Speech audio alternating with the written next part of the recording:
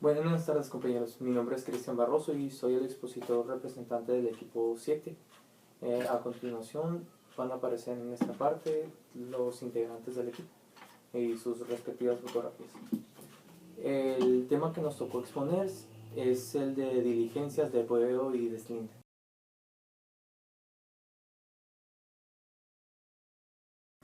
Para comenzar nuestro tema vamos a ver estos dos términos por separado, lo que es el apeo y lo que es el deslinde.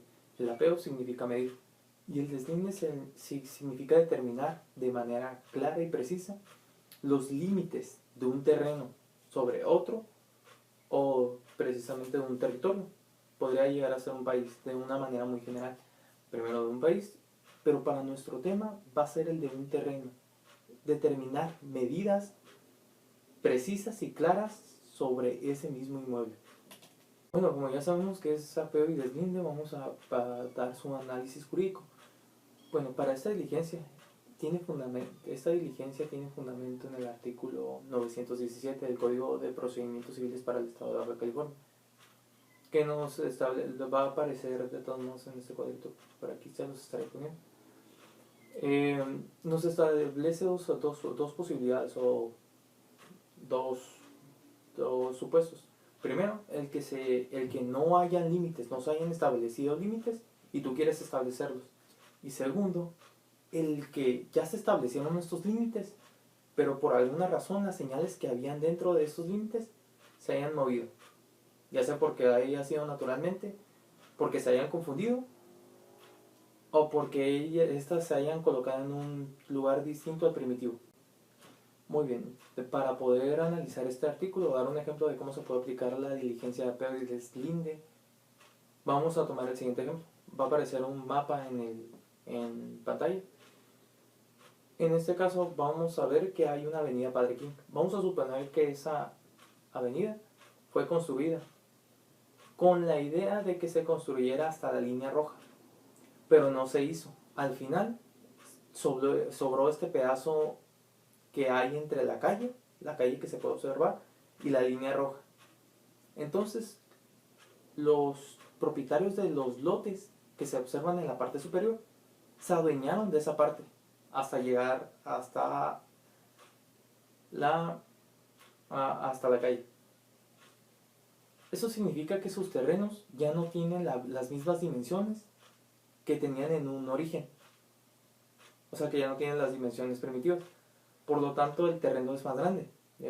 Necesitarían alguna manera de poder acreditar que su propiedad ya no es la misma. Entonces, esta acción te permitiría darle estas nuevas dimensiones que se han obtenido. Y como este pedazo de terreno de los que se apropian, no tiene un dueño, no están metiéndose dentro del terreno de otra persona, es procedente. Por eso es una jurisdicción voluntaria. A continuación vamos a tener un esquema, lo voy a explicar sencillo, que lo vamos a ir desarrollando conforme vaya la exposición, sobre el procedimiento de esta diligencia de apeo y deslinde. Primero tenemos la presentación del escrito inicial, en el que voy a señalar dos cosas principalmente. Más adelante analizaremos su contenido, o lo que debe contener. Primero sería la designación del perito.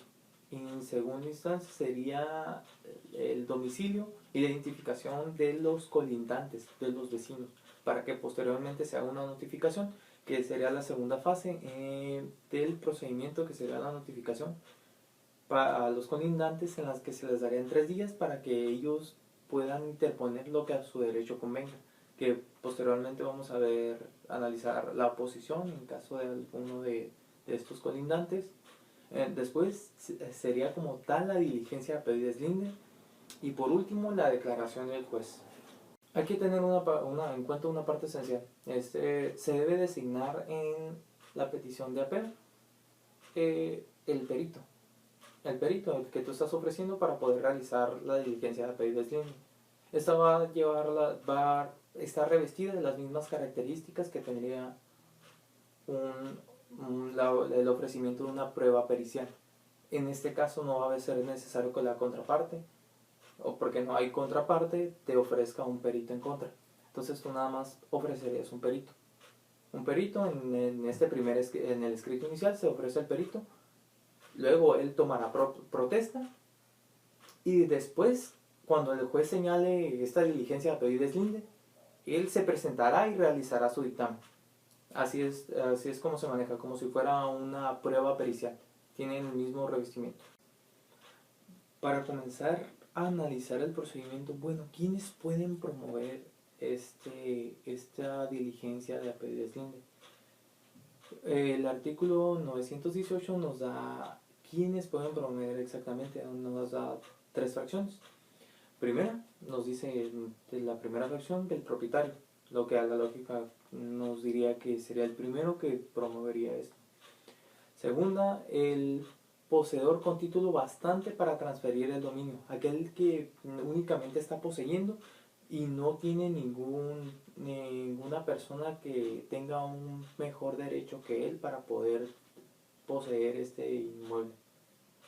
Y por último, el usufructuario, a través de esta figura del usufructo. Vamos a ver qué es lo que debe contener el escrito inicial. Según el artículo, o conforme al artículo 919, la petición debe contener primero pues el nombre y la ubicación de la finca, para poder llegar al lugar y para poder dar una identificación de qué lugar es. También la fracción 2 nos dice que la parte o las partes en que el acto debe de ejecutarse, ya sea del lado poniente, del lado oriente, o en cuanto al mapa, el lado en el que debe realizarse este deslinde. También el nombre de los colindantes que vienen a ser los vecinos, ya sea que sean los 3 vecinos, que normalmente sería, por si acaso hay una calle por enfrente, o los que tengan algún interés. Así lo maneja el código, pero pues la verdad es que es prudente llamar a todos los que son colindantes al terreno para que no haya en un futuro alguna acción que sea contraproducente a este acto jurídico que se está intentando implementar. También el sitio donde deben de colocarse las señales. Por lo menos hacer mención hasta acerca de qué tanto se tiene que expandir o de dónde está movido. Mientras que también en la fracción quinta nos dice que deben de anexarse los planos que puedan servir para la diligencia, así como la designación del perito. Anteriormente en el procedimiento ya explicábamos que este sería el primer paso, que se haría en ese mismo momento. En el escrito inicial se designa el perito. Bueno, a continuación vamos a hablar acerca de el artículo 920 del Código de Procedimientos Civiles. Ese nos establece qué es lo que va a suceder después de que se presenta la petición. Primeramente nos dice que el juez hará del conocimiento a los colindantes sobre este deslinde que se planea hacer por el promovente. En este caso, los colindantes, realmente como es una jurisdicción voluntaria, no se estaría afectando su derecho o su propiedad, en realidad su terreno. Pero da esta posibilidad a que ellos pudieran interponerse, o que hubiera una oposición, o que simplemente hicieran algún señalamiento sobre si se están metiendo dentro de su terreno. Igual sería una jurisdicción voluntaria, no habría por qué. En su caso también da la posibilidad de que ellos soliciten un perito para que realice ese mismo dictamen, para que no se miren afectados sus terrenos. Y también el mismo acuerdo también señalará primero la hora, el día y el lugar donde deben de realizarse las diligencias. Y en caso de que se necesite identificar a uno o alguno de los puntos de deslinde, se pueden ofrecer, o los interesados, tanto los colindantes como el promovente, podrían ofrecer 2 testigos, que son los que, digamos, darían testimonio acerca de que ese es el lugar donde debe de realizarse el deslinde, que también que se presentará en la hora de la diligencia. Bueno, vamos a hablar del artículo 921, lo vamos a analizar. Primeramente, este artículo nos habla acerca de cómo se va a llevar a cabo la diligencia. como tal. Simplemente nos dice que en la hora y el día señalado en el lugar, el juez junto con el secretario, aquí hacemos un cambio, en la práctica lo hace el actuario, junto con los testigos, los peritos y los interesados, que los interesados son los colindantes y el promovente. La fracción primera, todos ellos van a estar dentro de esta diligencia. La fracción primera de este artículo nos habla acerca de que en el acta se estarán levantando todas las observaciones que hagan los interesados. En la fracción segunda nos dice que solo hay un supuesto en el que se puede suspender la diligencia, que es en el que llegue una persona con un título o un documento previamente registrado que demuestre que él es el propietario de ese inmueble. Por lo tanto, no se puede llevar a cabo la diligencia. Entonces, esto es lo único que puede suspender esta diligencia. La fracción tercera nos habla acerca de que el juez, eso es lo que dice como tal, el juez entregará en posesión al propietario después de que se termine levantado únicamente el deslinde. Pero en este caso sería el actuario el que levantaría en el acta en el que se está realizando la pericial, la pericial topográfica, posteriormente sería el juez el que declararía en un acuerdo posterior acerca de esta acta.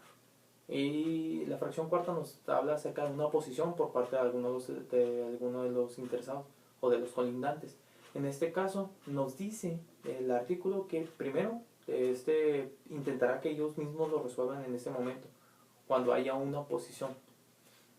Lo resuelven en ese momento, o si no, el deslinde continuará sobre los demás puntos señalados, menos de ese, porque ya hay una oposición y no se podrá dar este deslinde a menos que se resuelva a través del juicio correspondiente este conflicto que hay entre el promovente y el colindante que tuvo oposición.